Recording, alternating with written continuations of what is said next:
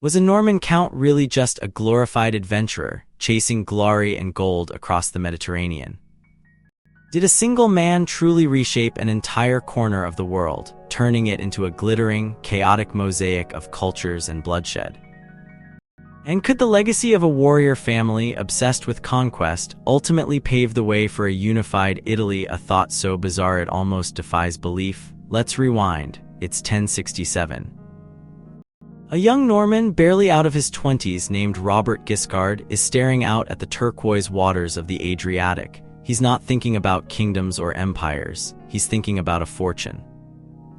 His father, Tancred of Hauteville, a legendarily ruthless warrior, has just carved out a small duchy in southern Italy, a patchwork of villages and crumbling castles clinging to the rugged coastline. Robert, fueled by a thirst for battle and a healthy dose of ambition, decides to expand the family's holdings. Forget diplomacy, he's armed with a sword and a burning desire to prove himself. His initial forays are brutal, swift, and utterly decisive. He sweeps through Calabria, crushing local resistance with terrifying efficiency. Villages are burned, populations scattered, and the message is clear. Robert Guiscard is here, and he's not asking for permission. He's not interested in treaties or alliances. He wants land, and he's willing to take it by force. It's a brutal, almost savage, start to a remarkable career. Meanwhile, across the sea in Normandy, his brother Roger is busy consolidating power. He's a different sort of warrior, less impulsive, more calculating. He's not seeking to conquer, he's seeking to control.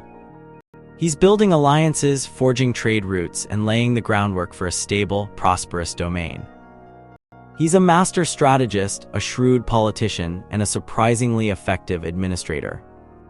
But let's be honest, he's also a little bit jealous of Robert's raw, unbridled energy. The brothers clash. Not with grand battles, but with subtle maneuvering, backroom deals, and whispered threats. It's a simmering rivalry, a constant tension that runs beneath the surface of their shared ambition. Robert, predictably, wins. He captures Palermo, the jewel of Sicily, and throws a lavish feast to celebrate his victory. It's a spectacle of unimaginable opulence, mountains of food, exotic wines, and dancers from across the known world. But the celebration is short-lived. Roger, enraged by the loss of his brother's prize, launches a counterattack, culminating in a desperate, bloody battle. Robert, though victorious, is wounded, and Roger, seizing the opportunity, swiftly recaptures Palermo. It's a pivotal moment. Robert's initial momentum is broken. He's forced to retreat, to regroup, to lick his wounds, but he's not defeated. He's simply adapting, learning from his mistakes. He realizes that brute force alone isn't enough. He needs allies and he needs a strategy. Enter Pope Nicholas II. A shrewd politician himself, the Pope sees an opportunity to harness the fervor of the Christian faithful. He declares a holy war, a crusade, to liberate the Holy Land from Muslim rule. It's a brilliant move. The promise of religious glory, the chance to fight for Christendom, and the potential for vast riches, it's a potent combination that ignites the imaginations of knights across Europe. Robert, ever opportunistic, jumps on board. He raises an army, pledges his support to the crusade, and sets sail for the east. His brother Roger, initially hesitant, eventually follows suit. The two brothers, once rivals, are now united in a common cause, the pursuit of glory and the expansion of their domains. But the crusade is a disaster. The armies, poorly equipped and ill-led, are decimated by disease, starvation, and relentless attacks by the Turks. The siege of Jerusalem is a brutal, protracted affair, and when it finally falls, it's not to the triumphant cheers of Christian warriors, but to the grim silence of defeat. Despite the failure of the crusade, the seeds of change have been sown. The experience has transformed Robert and Roger. They've seen the vastness of the world, the diversity of cultures, and the enduring power of faith. They've returned to Sicily and Calabria not as mere conquerors, but as rulers, administrators, and patrons of the arts. Sicily, now a vibrant melting pot of Norman, Arab, and Greek cultures, becomes a center of trade, learning, and innovation. New cities are built, ancient libraries are rediscovered, and the arts flourish. Roger, in particular, proves to be a remarkable ruler. He's tolerant, just, and shrewd, and he builds a stable, prosperous kingdom that defies all expectations. He establishes a legal code, promotes trade, and fosters a climate of religious harmony, a remarkable achievement in an era of religious and political turmoil. But the story doesn't end there. Enter Bohemund, a formidable warrior and a distant cousin of Robert and Roger. He's a veteran of countless battles, a master tactician, and a ruthless commander.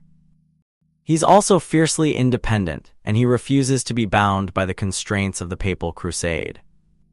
He decides to carve out his own kingdom in Sicily, and he does so with brutal efficiency.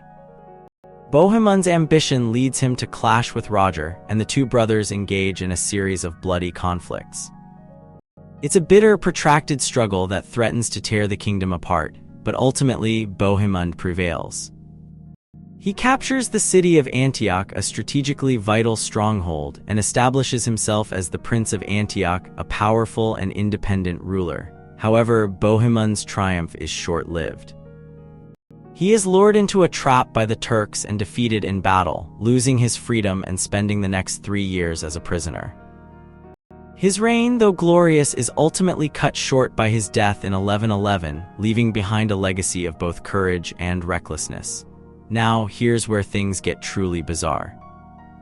The ambitions of Robert's sons, Simon and Roger, prove to be even more destructive than their father's.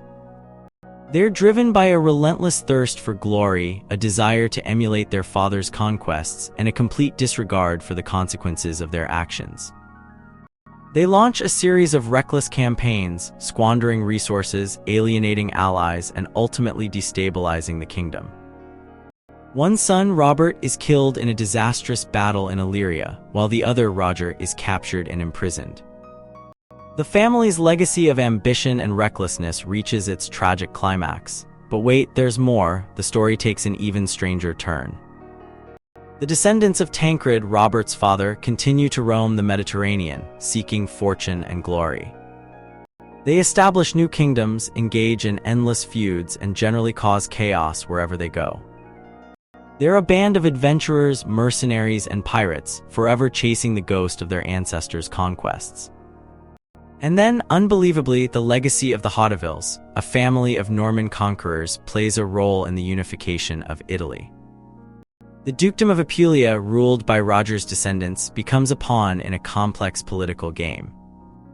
The papacy, desperate to curb the power of the Norman rulers, manages to secure the succession to the duchy for Roger II, the grandson of Robert Guiscard. Roger II, a brilliant and ambitious ruler, uses his newfound authority to consolidate his power, expand his kingdom, and lay the foundations for a unified Italy.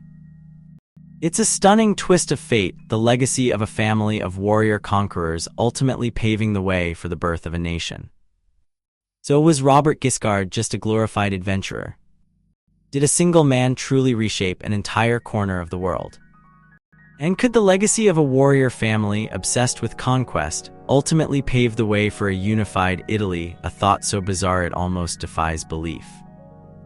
Perhaps the answer lies not in the individual achievements of any one man, but in the collective impact of a dynasty, a family that, for better or worse, left an indelible mark on the history of Europe. A dynasty that, against all odds, transformed a fragmented landscape into a glittering, chaotic mosaic of cultures and bloodshed. And as the sun sets over the Mediterranean, casting long shadows across the ancient ruins of Sicily and Calabria, one can't help but wonder, what other secrets lie hidden beneath the surface of history, waiting to be unearthed?